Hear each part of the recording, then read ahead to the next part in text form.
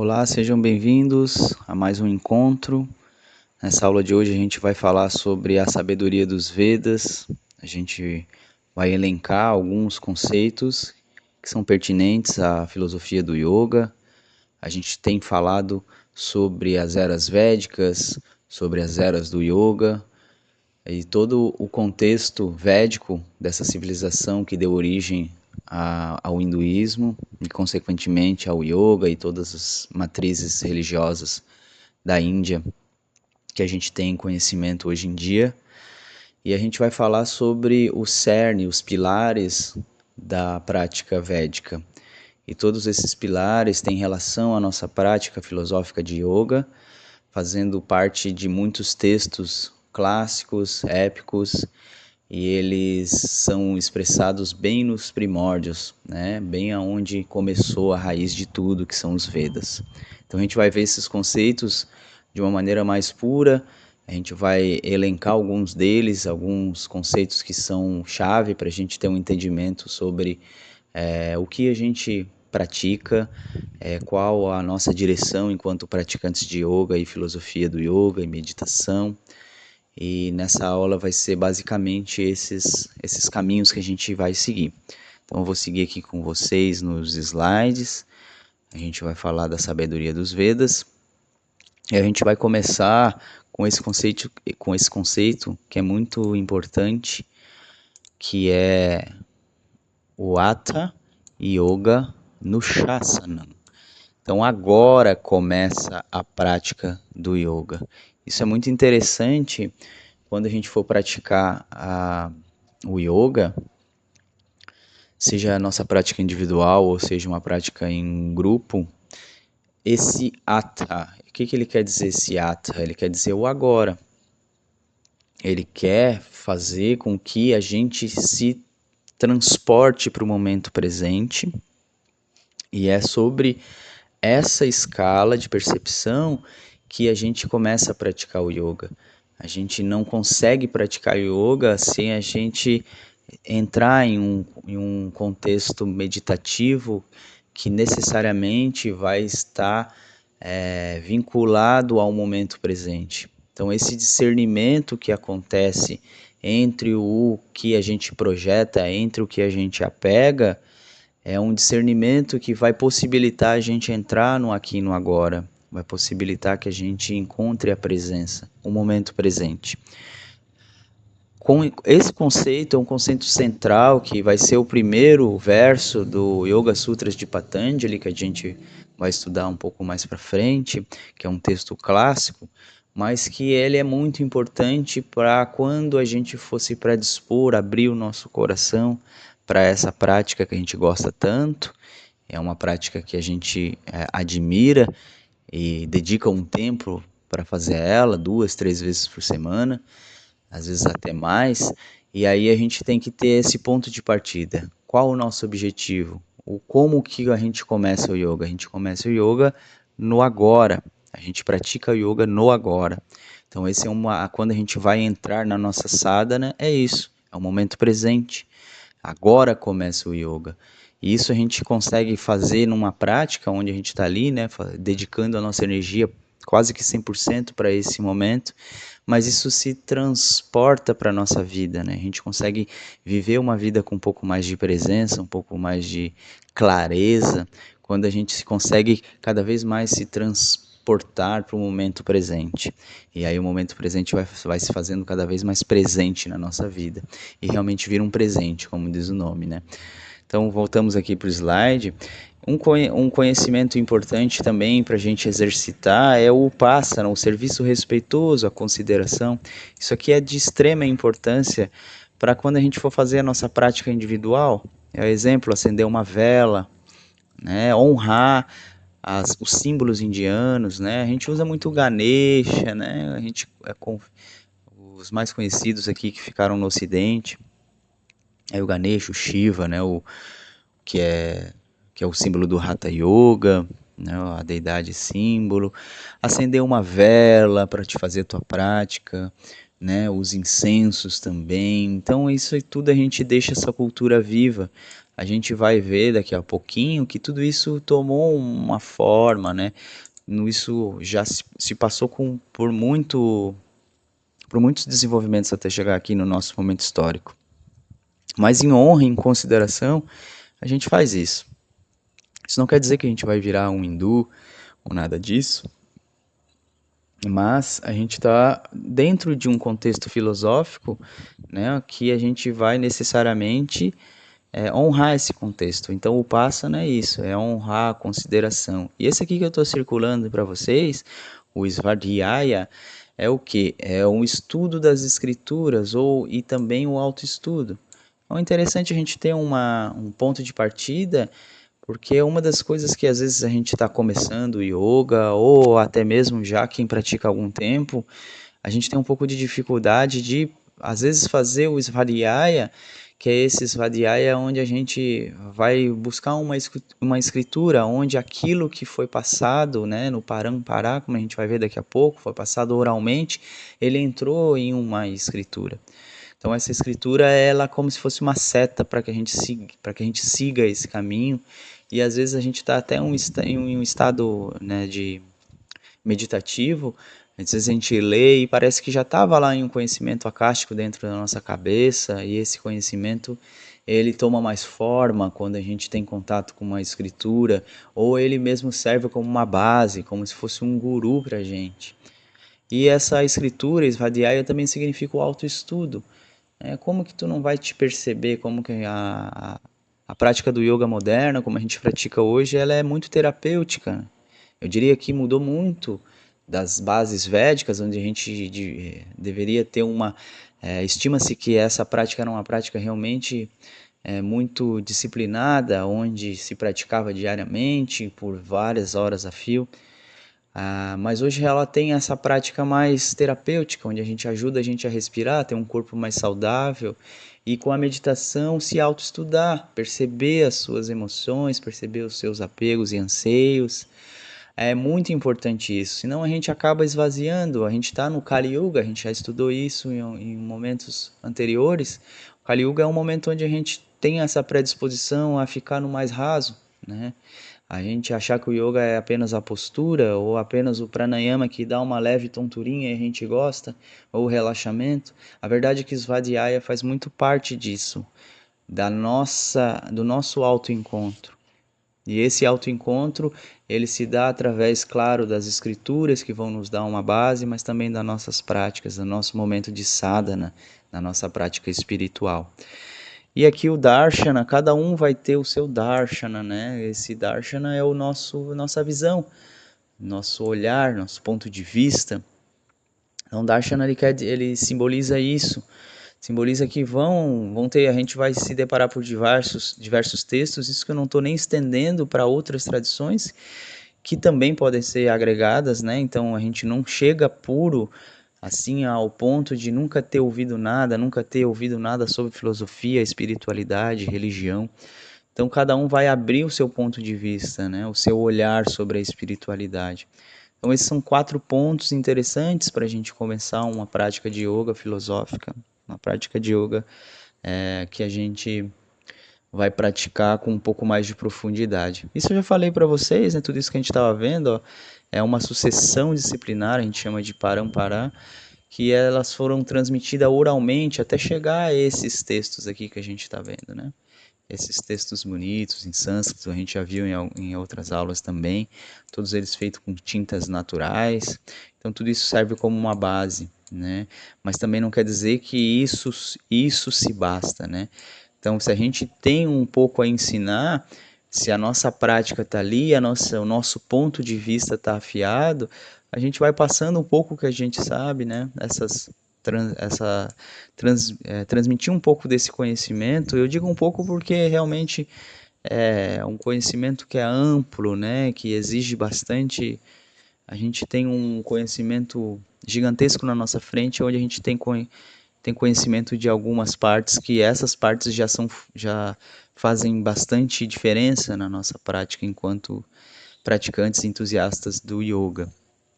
Então, um pouco que a gente transmite, né, mesmo que não envolva nenhuma escritura, nada, ou apenas uma prática de meditação, guiada, ele já é considerado já é considerado tu levar essa sabedoria antiga para frente, né? Aqui, como eu falei, não é esse o conhecimento que ele passou por muito tempo. Isso aqui, né, só para ter uma ideia, né, que aqui a gente já falou de datas bem recuadas nas eras do yoga, a gente está falando de 7, 12 mil anos antes de Cristo, né? Os dravidianos, aqui a gente fala de 5.000, esse povo que detinha esse conhecimento védico, estima-se, né, que detinha. Os arianos também, que fizeram essa cruza entre os davidianos, fizeram essa cruzada de conhecimentos. Depois foi persa, grego, parta, huno, muçulmano, mongol, inglês, teve português, holandês, teve também um monte de gente que chegou aqui e fez com que essa cultura se transformasse. Então imagina que tudo isso que era um conhecimento védico, e a gente está aqui agora no século XXI, né? A gente está aqui praticando isso sobre um olhar muito diferente, né? Um olhar onde a gente já tem a tecnologia à nossa frente, onde a gente já se descolou bastante desse conhecimento ancestral, mas é interessante a gente buscar isso, né? Tem uma frase que eu gosto bastante, que o futuro é a ancestralidade, né? E aqui as bases dos Vedas, os Purusharthas, que são os objetivos da vida humana. A gente está falando aqui de Dharma, que é um dos pilares, a gente vai usar assim como exemplo um dos pilares. O Dharma é aquele caminho, a mão de Deus sobre a terra, a gente já viu isso nas eras védicas.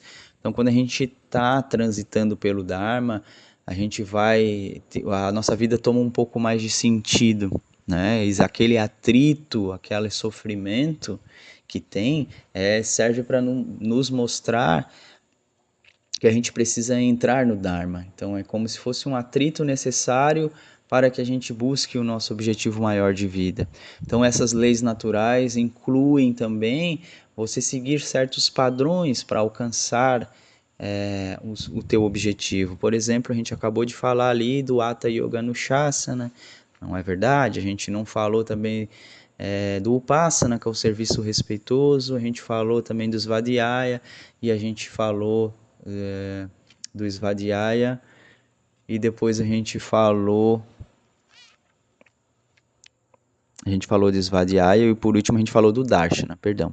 Então são esses padrões, esses 4 elementos que a gente falou ali, se a gente seguir aquilo ali, é uma cartilha, a gente vai seguir e vai encontrar a presença, vai encontrar a espiritualidade. Então isso é um Dharma, a gente seguir um Dharma, seguir aquilo ali. A mesma coisa, eu dou sempre esse exemplo, né, para a gente seguir a gente fazer uma amizade, a gente precisa seguir certos padrões, né?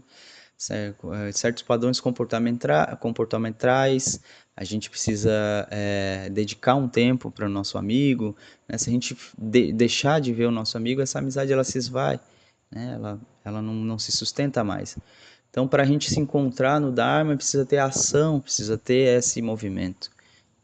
O Dharma é muito importante para é um dos pilares védicos que a gente chama, né? E aqui a gente também vê o Artha, os meios adequados de vida. Esse meio adequado de vida é um meio que a gente busca para a gente encontrar uma estabilidade. Imagina que você está, por exemplo, passando fome nesse momento, você nem estaria vendo essa aula, ou não teria condições para encontrar uma sabedoria tão grande, onde a gente precisa dedicar, realmente fazer uma prática, né? Fazer um estudo. Imagina que tu está tão em busca dos meios de sobrevivência que a gente não vai dedicar um tempo para isso. Então, Artha é um meio adequado de vida, e então estima-se que essa sociedade védica, a gente viu ali na sociedade Harapiana ou na Vale do Indo, onde tinha banhos comunitários, as casas eram mais ou menos iguais, a estrutura de distribuição de comida era igualitária, não existia uma figura de um rei ou de um soberano.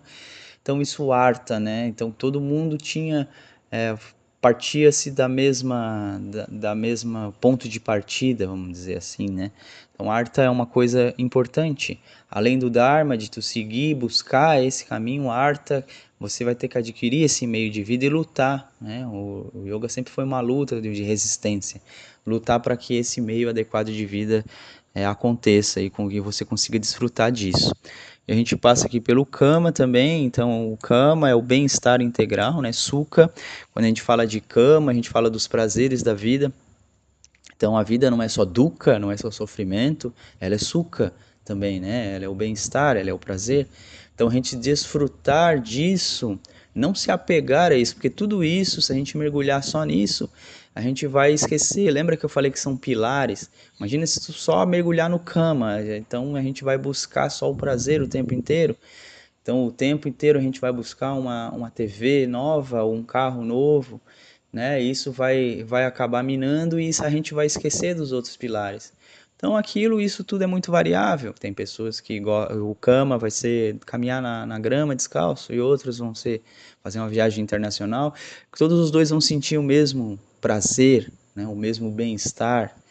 Então a gente tem essa ideia de que cama é necessário. Você precisa ter um certo prazer, uma certa um certo um certo prazer pela vida mesmo, né? Porque se a gente acha que a vida é apenas sofrimento, ou apenas correr atrás do trabalho, ou até mesmo se alinhar ao Dharma, dar um jeito, ficar muito no pensar, a gente não desfruta disso. Entendem? E aí essa libertação gradual, que é o último pilar que eu vou mostrar para vocês aqui, é o moksha. Então, autorrealização e libertação. Então, tudo isso fica muito distante se a gente for pegar uma libertação, um moksha. A gente acha que é uma coisa de iluminação, um samadhi, uma coisa que é muito difícil da gente encontrar. Mas, por exemplo, quando você se desapega de alguma coisa, quando você transcende alguma coisa, é isso aqui que vai estar rolando, ó. Moksha, por quê? É a libertação gradual dos condicionamentos da vida.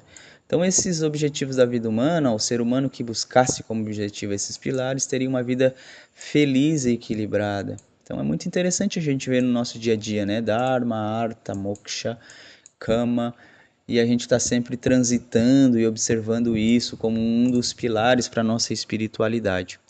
Aqui a gente também vê outro conceito védico, que é os 4 ashrams, que é o momento do aprendizado, né? A gente tem um momento na nossa vida que a gente vai aprender, a gente vai estar dedicado a isso, né? A esse aprendizado. Então esse é o momento da ação, a gente está no momento do trabalho, enfim, mas não nega esse aprendizado, jamais. Aí é o momento da síntese, né, que a gente aprendeu, a gente ganhou experiência e aqui a gente vai no Vanaprastha, que é o quê? Que é o momento da síntese, onde você já, imagina, você já está num nível um pouco mais tranquilo, né, os filhos criados, a sabedoria já um pouco mais à flor da pele, então tudo aquilo que você praticou, tudo que você aprendeu, toda aquele conhecimento empírico que a vida te deu através do trabalho, da criação dos filhos, da vida social, a gente consegue fazer uma síntese nesse momento, né? Tudo é uma síntese.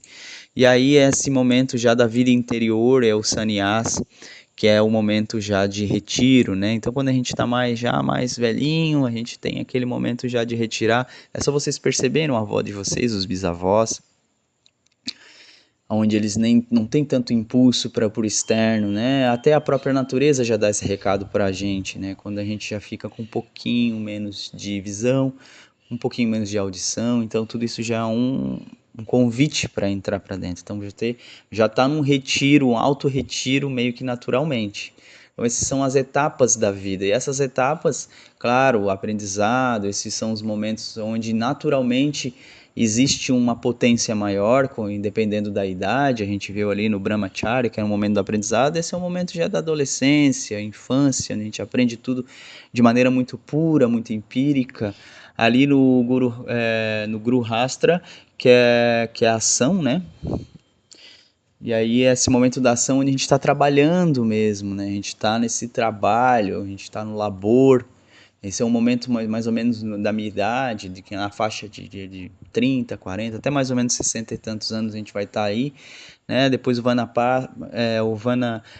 Prastra, que é aquele momento já da síntese, que é um momento onde você já adquiriu uma certa sabedoria com a vida, onde você já está naquele momento mais de recolhimento, já indo para uma síntese de tudo aquilo que você viveu, fazendo aquele balanço. E o sannyas, que é aquele momento já, né, senil, onde você já não consegue nem ler mais, né, pegar uma escritura, por exemplo, para ler, como a gente viu no Svadhyaya, a gente não consegue mais, então tudo isso está dentro de ti. Então é a síntese da síntese, onde você já está em retiro, né. Mas isso acontece em pedaços da vida, mas a gente nunca vai deixar de praticar isso. Por exemplo, eu posso virar um sannyas? Eu posso fazer um retiro, isso ajuda a gente a entrar, né?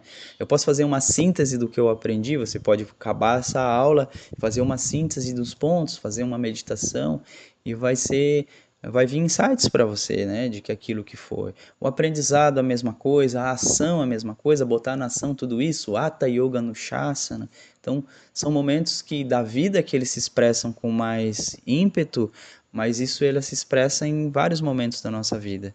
Esses quatro ashrams ali que a gente acabou de ver.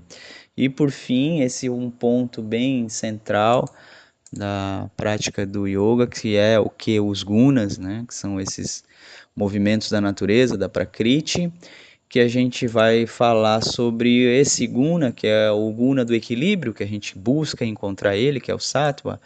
A gente busca sempre esse guna, e esses dois gunas aqui, que é o tamas e o rajas, eles são os gunas que vão contrabalancear.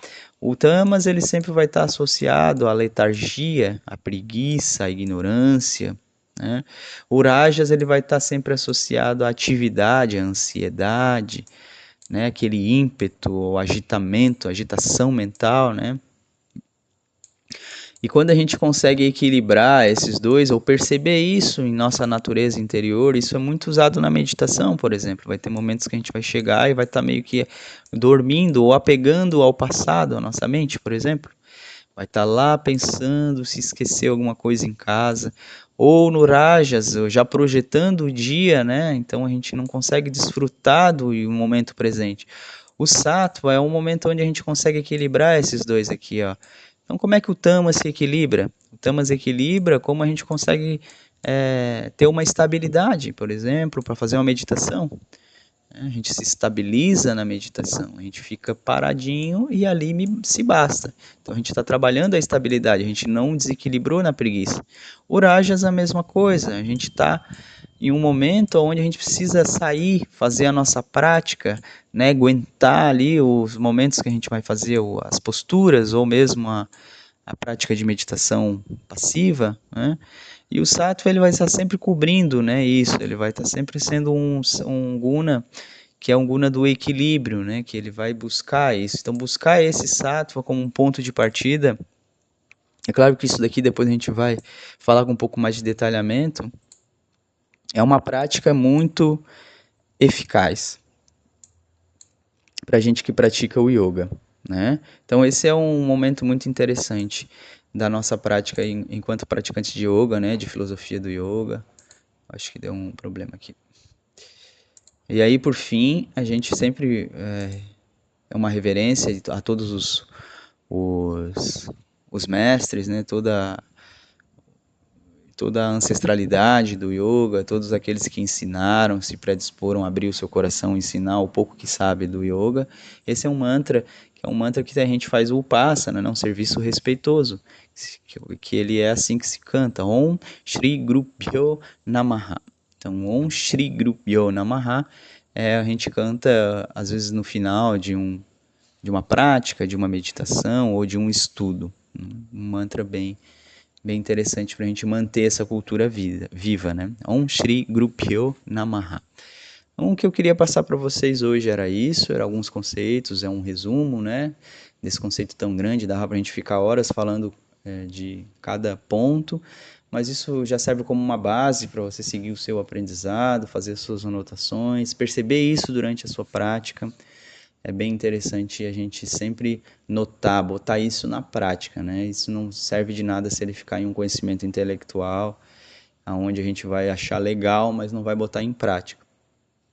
Então, pratique a presença, pratique o serviço respeitoso, pratique o autoestudo, né?